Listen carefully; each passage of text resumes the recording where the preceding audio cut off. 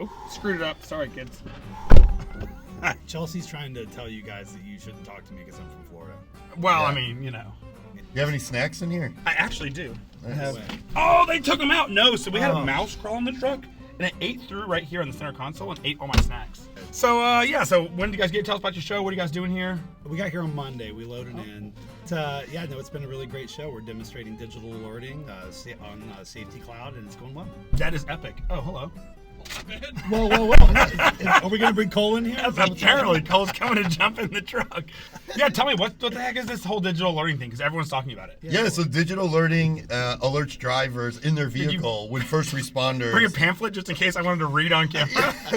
So thank you. Here's the, we gotta flip it this way for the camera. If you can read some literature I have in my Yeah, truck. Thanks. Here you go. Digital alerting alerts drivers in their vehicles. So when the emergency vehicle turns out its emergency lights, drivers are getting notified. So they get alerted through Apple Maps, Waze, one of the navigation apps, and then also what we're showing here, you now get alerted natively without navigation apps in all Fiat, Chrysler, Dodge, Ram, and Alfa Romeo vehicles. That is so total screen takeover, notifies the driver, says, emergency vehicle on scene, please move over. Yeah. I for years people have talked about I wish the sirens could just put a thing in the dash, and it's funny because it's from what I understand, people tried that in the 80s or something. Yeah, actually, we have guys that actually have sent to us.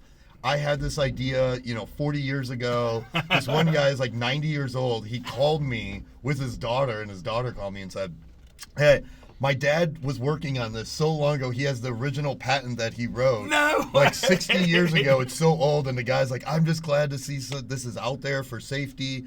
And he sent me the picture that was in a really old Automotive Times magazine. That is awesome. So yeah, I mean, there's tons of times we've tried to do this, or it's tried to be done. But what's changed is that cars are connected now. The last 5 years, all cars are coming with cellular chips. So it was always, we have to have this device on the fire truck, and then we have the device in the car. And then that's a really tough road. But now the car has you just need the device or the technology on the first responder vehicles. Yeah, doesn't really matter what's on the car because it's already there.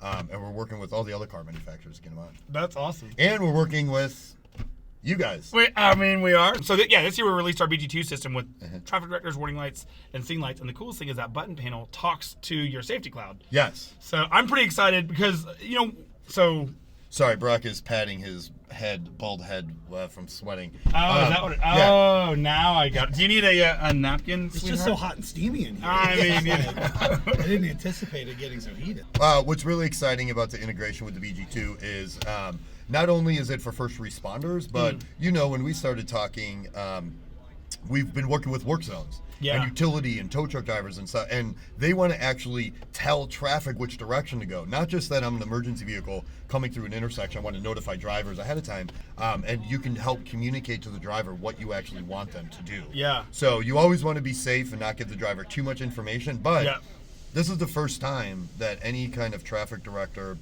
has been able to actually be pulled into Safety Cloud and then distributed out to drivers. So it's super cool. So this year we launched a warning lighting system for the ambulance market, and we're adding the fire market that'll be available in the spring. Yep. And one of the things that I think is really critical to what we're doing in the space is not just burying our heads in the sand and saying, look, we're a lighting manufacturer, we're gonna make lights.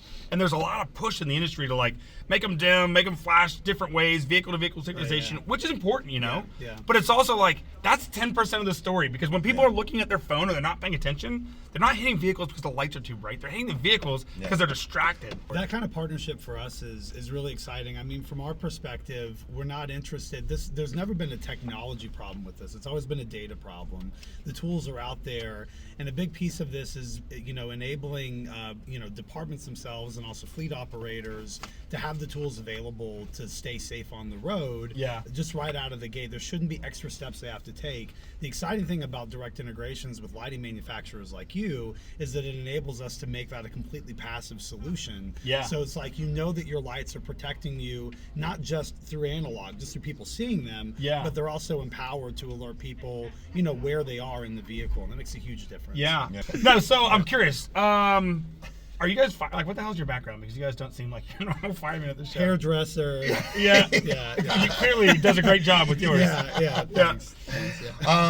No, we come from the automotive world. So background is with mapping companies. So this company NavTech or Here Maps. If you ever use like a Garmin device. Oh yeah. So that map is the company we work for. I was almost struck and killed by an ambulance. So coming from that auto world, was understanding, hey, we could do this if we could get the information. So that kind of led us down the path of figuring out how do we get emergency vehicles to talk to cars, and that's kind of how this whole thing started. So you guys are like tech people that have gone public Well, this safety. guy's We've had to learn a lot about public safety. I mean, the first day, honestly, no joke, walking into a fire station, knocking on a door and saying, hey, here's what I want to do. And actually, Chicago Fire and Grand Rapids, Michigan were our two first departments we contacted. Chiefs were like, oh, it's pretty cool.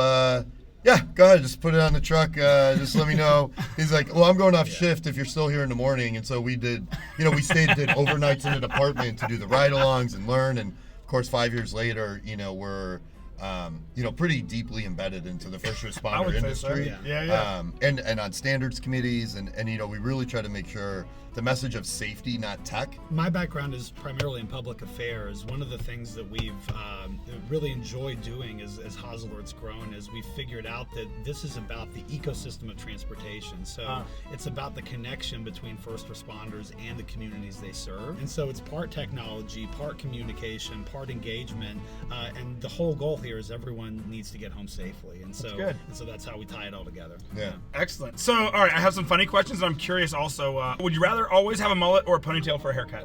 Well, I have a bun, so I'm gonna go man bun. Yeah. I would like a haircut. Brock would like anything. I'll take whatever you can give me. Yeah, I mean that would be great. Awesome. I once did have a ponytail though. Did you really? I really did. Yeah. Didn't work out for me though. Yeah, like you cut it off. I can tell. Yeah. All right, if they made a movie about your life, who would they cast as you? Oh man, that's a tough one. The big they. Yeah, I always crack up I'm on not the very big good at they. movie stars. Can I be? I would love to play Cory. I Hey would guys, say- it's not the story from HAAS. We love HAAS Alert. Yeah. You guys heard about digital? I would. learning? I would play Cory, and Cory would play. Yeah. I think that would be a really funny. Yeah, that's good. It's a buddy cop movie, but with Yeah. a twist. Right? All right, guys. Well, hey, thank you so much for being here. So Thanks, nice Sam. hanging out with you. Thanks for having us. Chief Yeah, Master. absolutely. Yeah, of course. We'll catch you guys later. Have a good rest of your show. All right. All right, later.